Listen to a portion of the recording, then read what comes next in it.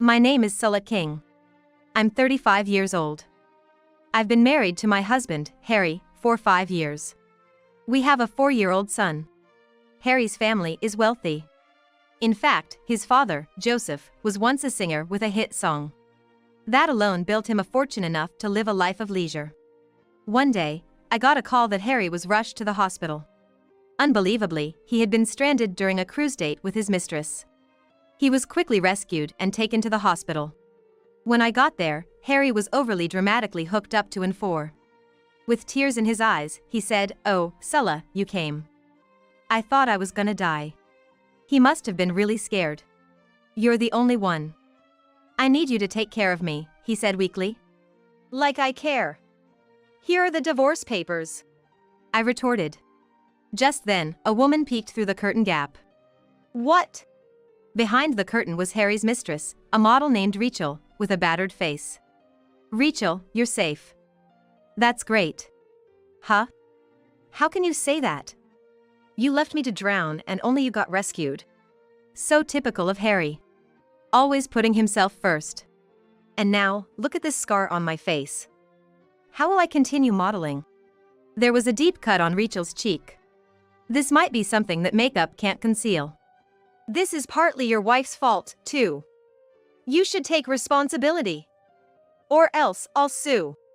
How dare she, as a mistress, say something like that? Moreover, Rachel and I were acquaintances. Even though Harry pursued her, becoming an acquaintance's husband's mistress is quite bold. Well, since Rachel and I were rivals, her aim was probably more about taking Harry away from me. "I have contracts with companies for commercials, and now I might have to pay a penalty. What are you gonna do about it? Even if I get plastic surgery, it's gonna cost a fortune. You, the King family, should take full responsibility." It wasn't an intentional accident. The sea is just that dangerous. "What are you talking about? Harry's pickup line was about cruising, right? Showing off with a boating license he got in just a 2-day course, switching women left and right. Aren't you embarrassed at 40? Come on, calm down. Sulla is here, watch your language." Your wife knows, doesn't she? Such things wouldn't break Sulla. She's not that weak." Then Rachel's anger turned towards me. "With a face like that, you can't continue modeling." If that's the case, I had something to say, too. I had let Rachel be Harry's mistress for 2 years, waiting for the right moment to confront her. Rachel and I first met 17 years ago. Rachel and I were both 18 years old. We started as reader models for magazines, and that led to offers from talent agencies. From there, we began modeling, but neither of us became explosively popular. We worked steadily on small jobs, eventually walking the runway at the New York collection. Other gigs included being paid company at drinks and swimsuit jobs, gradually increasing our recognition. We were not frequent on TV, but we were active as magazine models. Rachel and I, the same age, joined the agency at the same time. Inevitably, we became rivals. While modeling, Rachel began producing her own clothing brand. However, that didn't go well, so she shifted to specializing in beauty, starting a cosmetics brand. Around that time, I got pregnant with Harry. And temporarily stepped back from the entertainment industry. Basically, Sulla, you married Harry for his money, right? Everyone knew Harry was a playboy, not a decent guy. And then a shotgun wedding. Your fans were all shocked, weren't they? Like, oh, so Sulla's that kind of person too.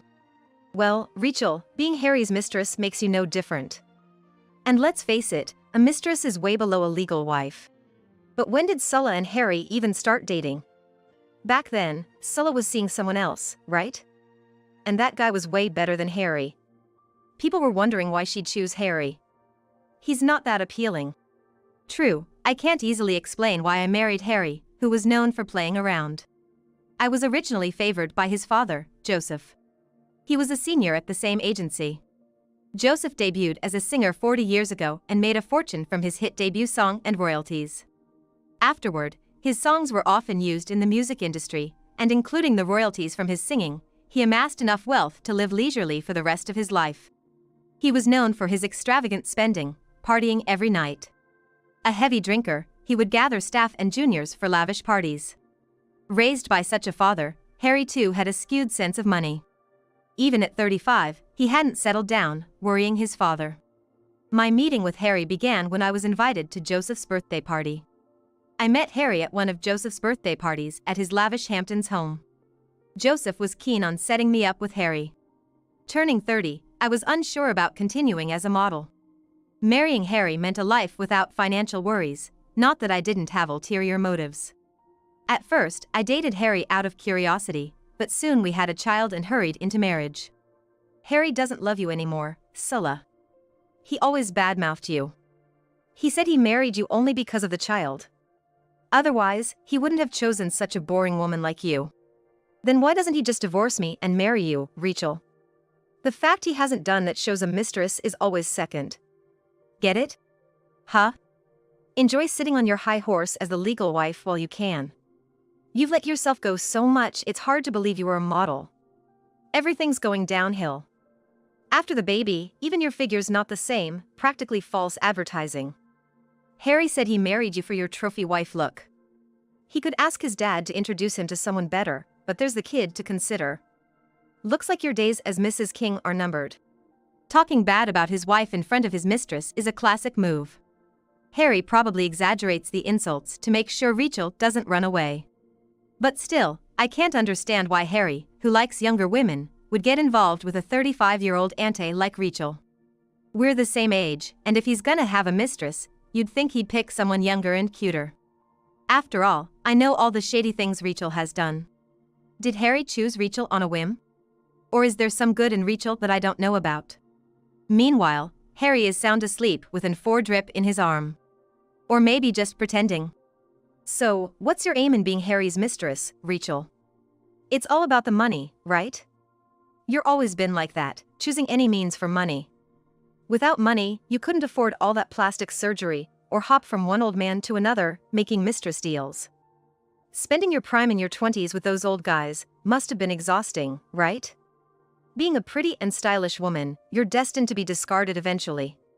Noticing my value declining around 30, I smartly got married first. I'm the winner here. Don't make me laugh. Your partner is Harry, that makes you the loser. Plus, it was a shotgun wedding. If it wasn't for the baby, you definitely wouldn't have married him. Being pampered by those old men is part of my charm. I'm a celebrity, after all. No amount of money spent on my appearance and beauty is enough. I need to maintain a high level of beauty consciousness, always being someone to look up to. Isn't it right to be greedy in that sense? Yeah, it was well known in the industry. You got big jobs through the casting couch. But lacking talent, some clients didn't call you back after one job. What's wrong with using the casting couch? It got me big jobs and good experiences. Acting all prim and proper like you, Sulla, doesn't work in our world. It's all about how famous you get. Otherwise, why would I be in this industry? I had more jobs than you, Rachel. I was an exclusive model for fashion magazines and even an assistant on comedy TV shows. I rose to that level without resorting to the casting couch. Don't try to one-up me. I walked the runway at the New York collection by myself, you know? You were just one of the many, Sulla. That's all you've got to brag about, Rachel. Just one solo runway walk nowadays, you're hardly active, right? Time to realize you're on the decline. Oh, that's why you're a mistress now. You get money without working. Must be nice. I'm busy every day taking care of my 4-year-old son, but you're just idle. Did you know the rumors when you married Harry, Sulla? People were saying the father of your baby might be Joseph. He always favored you so much. I heard Joseph set you up with Harry, but maybe you were Joseph's mistress? Huh? Don't spread such nonsense. Rachel, you've always been jealous, haven't you? Even before I married Harry, you were the one trolling me on social media. Calling me ugly and fat, saying I got jobs through the casting couch, accusing me of not caring about my fans, saying I splurge on shallow men at nightclub every night. You've been non-stop trolling me every day. Every morning, you'd write nasty things about me, then search yourself online and get depressed. Thought you weren't caught? After I got married, I requested disclosure, so I know it's true. Then why don't you sue me through a lawyer? I wrote only the truth, so you can't. You might have thought you were popular with many fans, but you had a lot of haters. I was just the catalyst, everyone else was writing what they were thinking. Don't be so paranoid. You trolled not only me but also other popular girls in the agency. Venting your own lack of popularity by bringing others down is the lowest. Isn't that why you never made it big? The agency was even troubled by how to deal with you. Rachel was never the agency's top star, but she acted like a prima donna. Overconfident in her abilities and somewhat famous, she became arrogant. Rachel increasingly escalated, becoming choosy about her jobs. Frankly, everyone wondered, where does that confidence come from? First, she refused to wear swimsuits or revealing outfits. Entering the agency, the first job most models do is swimsuit work. It's a rite of passage that everyone goes through. I didn't like it either, but the agency's pressure left no choice. But without doing so, she wouldn't have been able to garner recognition or interest from men. Even as we aged, there was still a demand for us. Rachel had been appealing to her agency to focus on modeling for famous magazines and photo book jobs. Then, she expressed her desire to venture into fashion industry. Influencers, models, and idols often dabble in apparel or beauty products as side businesses. Rachel wanted to join their ranks. However, nobody expected Rachel, with her level of fame, to succeed. Despite this, Rachel established her apparel brand using her own savings and loans from the bank. In the end, Rachel, you're just half-hearted. Your apparel line was just lending your name, you weren't really involved in managing it, right? Then, when your designs were criticized as copies and you quickly shut it down, you unlearnedly jumped into producing a cosmetics brand. Again, just lending your name with hardly any involvement, making a percentage off it. But didn't you quit quickly after numerous complaints about skin irritation? What do you really want to do? You're just frustrated because you couldn't marry or have kids at the ideal age, right? Ideal age? What era are you talking about? We're in the modern times now. Marriage and having kids aren't the only happiness for a woman. So, you became Harry's mistress for that reason? It wasn't just any rich guy you wanted, but specifically my husband, right? You've always seen me as a rival, Rachel. That's why it was Harry. Otherwise, someone cautious like you would never get involved with a player like him. Don't flatter yourself. I never considered you a rival. You're not even in my sight. Then why Harry? Caught off guard by my question, Rachel stumbled for words.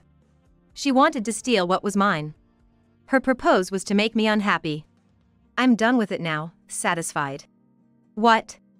At that moment, Harry groaned yawn. And opened his eyes. He was nonchalantly taking a shower. Are you two still here? I can't leave the hospital today, it's an inpatient examination. Man, whose fault you think that is? If ya ain't know how to handle a cruiser, damn not invited me in the first place. Rachel's true nature surfaced. Suddenly talking like a man. I took you on the cruiser because you wanted to. I've been piloting it since I was 20, it wasn't my mistake, just rough seas. Harry, your favorite pickup line has always been, I have a cruiser in the Hamptons, wanna ride? How many women have fallen for that trap? And it had to be me, a model, who gets stranded with you. Are you a jinx? Huh? After making me spend so much money, and now you say this to someone weak from and for? It's over between me and Rachel. Huh, that's my line. I don't want anything to do with you. You'll pay for this scar on my face. Ah, so noisy. It's a hospital, keep it down. That's why I hate old ladies. Sulla, cover for me. I don't really understand money management. I couldn't believe Harry remained unfazed in this bizarre scene of his wife and mistress confronting each other. Is it because he's been through so many scandals with women? Harry, you seem to think you'll always have money, but the current situation isn't that rosy. Plastic surgery is expensive, and including Rachel's compensation, it's a lot of money. You can't possibly pay that. I responded calmly. I had known about Harry and Rachel's affair for a long time. Harry lived openly with his infidelities, thinking he was a capable man. But how does he think money comes in with neither him nor his father Joseph working? What? Can't pay, what do you mean? Did Dad say something? But he's not in a position to say anything.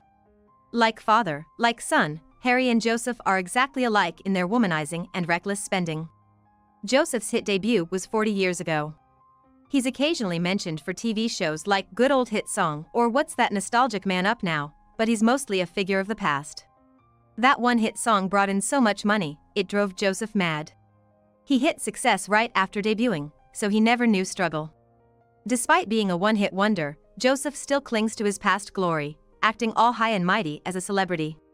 His womanizing, reckless spending, and drinking drove his wife, my mother-in-law, to divorce him 20 years ago. It was right around the time when Harry was 20 years old.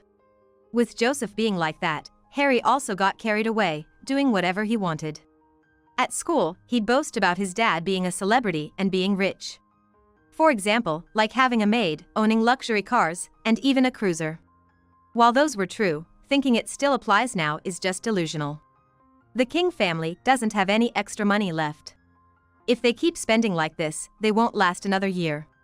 Yet, neither Joseph nor Harry see it. Joseph never really got involved in parenting. So he doesn't nag Harry about having a steady job. He has a flamboyant personality, living by the motto "live as you please on my money." Thanks to that, Harry, even at 40, hops from one job to another. More like trying to start businesses or helping friends, but always ending up being scammed. With money, bad people tend to flock around. Harry is naively trusting and easily deceived. Despite repeating these mistakes, he never learns. Thinking easy money is possible is fundamentally wrong. Hey, what happened to my cruiser? Did it get damaged when it capsized? Is it unusable now? Caring about your cruiser over me, you're really pathetic as a human being. Why did I even get involved with you? I've wasted 2 years. Maybe I could have found a decent marriage prospect in that time. You were with me just for my money, weren't you? Always asking for brand name stuff every time we met, showing it off on Instagram as if that's your life's purpose. At 35, flaunting wealth is just embarrassing. There's nothing attractive about you, Harry, besides money. But listening to Sulla, it sounds like you're running out. Even if you lose all your money, I'll still get my treatment and compensation. Sell the house, the company, even the cruiser, and make the money. Enough, just leave. Sulla, can you ask the nurse to escort Rachel out? My head hurts just being around her. Funny how you only treat Sulla as your wife in times like this. You badmouth her in front of me, but act all high and mighty in front of her. I've had quite the show. Anyway, I'll be sure to claim my treatment costs and compensation. Shut up. I should sue you instead. I don't know what Harry thinks he can sue for, but his stubbornness shows even in clear defeat. See you in court, then. With that, Rachel left. Left alone with Harry, an awkward silence filled the air. Seriously, I thought I was gonna die. When I was thrown into the sea, going under, I was honestly scared. But I'm glad I didn't die. Right, Sulla? My mind was made up. There's nothing good left in being involved with Harry. If anything, like this incident, only bad things happen. I need to make things clear, for our son's sake. The next day, Harry was discharged from the hospital. Luckily not having been in too deep water or going too fast. Although he had there were no significant injuries. As a former model, I did feel a bit of sympathy for Rachel. A facial scar for a model is as serious as losing a life. But as Harry's mistress, Rachel might face cold judgment from the public. Within 2 days, a letter arrived for Harry from Rachel's agency, demanding compensation for her injuries and emotional distress, plus damages for tarnishing her image as a product. Even Harry was rendered speechless by this. It was because the amount demanded was enormous. Hiring a lawyer on his part would also cost a lot. Is there no way out? Maybe I should ask Dad. Man, Rachel turned out to be a real hassle. I thought I was doing the right thing when she said she was pregnant, even considered raising the child as my own. But it turned out to be a lie. I was fooled and let the relationship drag on. Recently, I've been thinking of ending it anyway. Don't lie. You wouldn't invite a woman you were planning to break up with on a cruise date. If she meant nothing, you'd have just met at a hotel. You wanted to show off, right? Save your excuses. Well, she was the one who seduced me. You know, the honey trap. She's a model, good-looking, great figure. Maybe I got carried away. No matter what you say now, it's too late. This is a good opportunity for me to leave too. I'll file the divorce later. Of course, I'm taking our son. Wait, what? Divorce? Were you serious about the divorce papers in the hospital? Just jealous because it was Rachel? I was trapped by Rachel too. Stop making excuses, it's embarrassing. The issue with Rachel was just the final straw. I've been thinking about divorce for a while. I can't keep up with you, Harry. Maybe being single suits you better? I'll make sure to get alimony and child support, so be responsible about that. Following Rachel, I left the King house with our son, planning to stay at my parents' place for a while. Harry is a terrible man, but he's still our son's father. I kept in touch with the King's housekeeper for updates. Harry seemed to be in quite a mess. The combined claims from Rachel and me amounted to a significant sum. Harry, who never looks at price tags when shopping, didn't realize how much money he actually had. He could buy anything with Joseph's family card. Despite his talk of countersuing Rachel, I wonder what his lawyer advised him. In the end, Harry couldn't file a lawsuit against Rachel. Naturally, he turned to Joseph for help. But Joseph suddenly had a stroke and was hospitalized. He survived, but was left with paralysis on his right side. The medical bills were heavy, and now there were expenses for Joseph's care. Why is money always so controlling? Joseph might be thinking. With Joseph incapacitated, it turned out the Kings had almost no money left.